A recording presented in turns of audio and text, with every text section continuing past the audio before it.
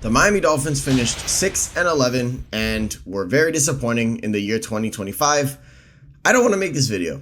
I don't. I actually put this video off until right now because, quite frankly, I literally did not want to rebuild this team because I've done it so many times. I have rebuilt this team when I was in middle school, high school, I finished college, and now I'm here again. Okay, I don't want to do this. I would much rather be like Matt and Joe and root for a team that's actually successful. And I bet they're laughing at this video right now because they know that I've suffered for so long and they don't know what suffering is. They don't know what pain is. They don't understand the gravity of full rebuild. Oh, they went through a couple of years, 5 years of pain, and all of a sudden they're back in the Super Bowl. Absolute rubbish. I hate them. I hate you guys. And I don't want to make this video. I don't hate you, the fans. Please stay.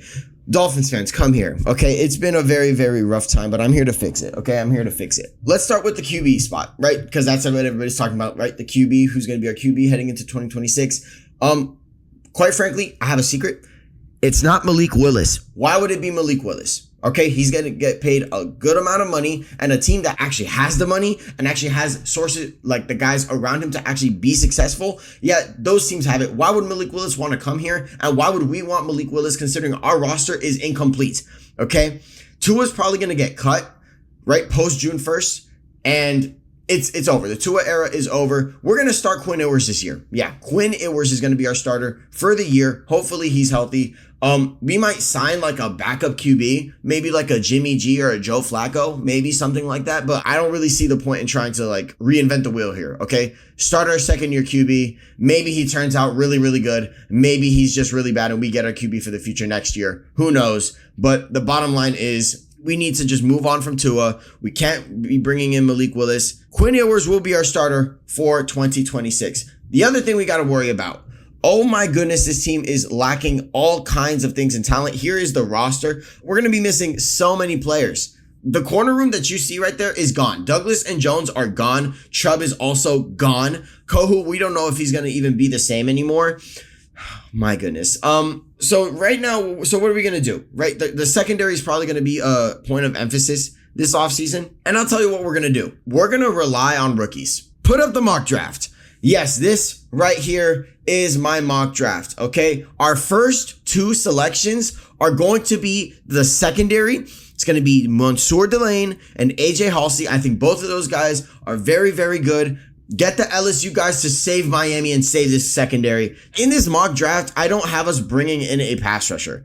And I understand that is very insane. We just released Bradley Chubb. Right? So who are we going to bring in? Well, I don't expect us to bring in anybody of significance. I just expect us to pay somebody relatively cheap and hope for the best. A guy that I think could probably make his way to Miami. Rashawn Gary is likely to get released by the Green Bay Packers. Maybe if his connection with Jeff Hafley, I think Rashawn Gary does have a chance to come to the Miami Dolphins. If he does get released, I would target him. If he doesn't get released and he somehow stays, I'd get somebody cheap. I'd get somebody relatively cheap.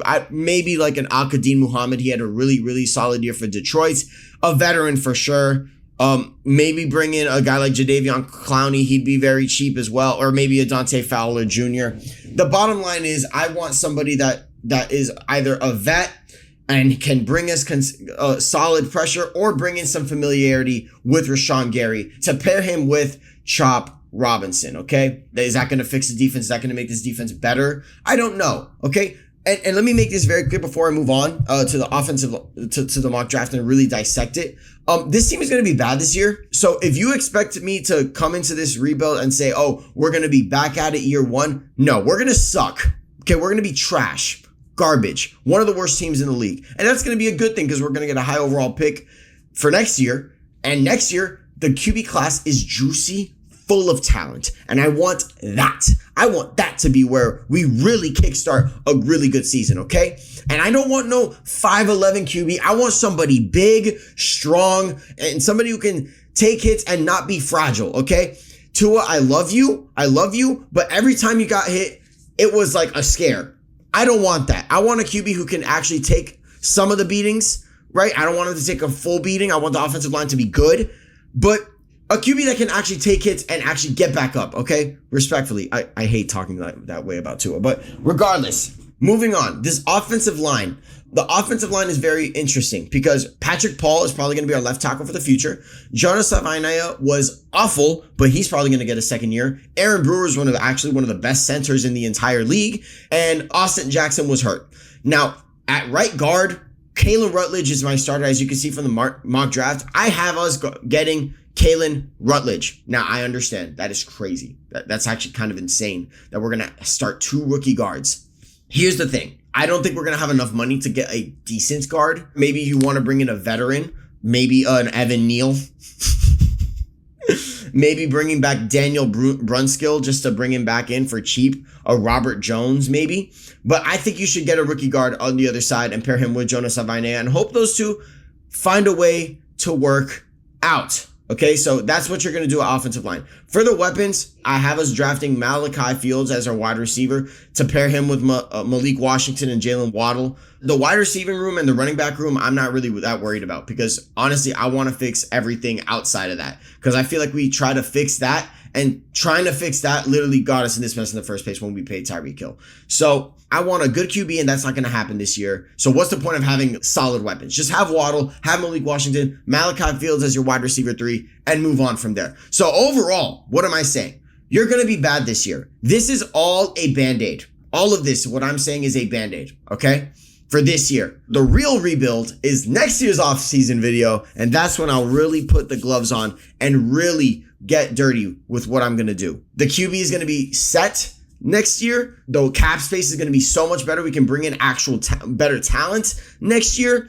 This year, we are going to stink. We are going to be trash. We might finish last in the division, but it's only for a better future. Let's do this. Hopefully one more time, tank one more time, and hopefully from here on out, we can have some success. This has been Between the Uprights. Football is life. The rest is just details.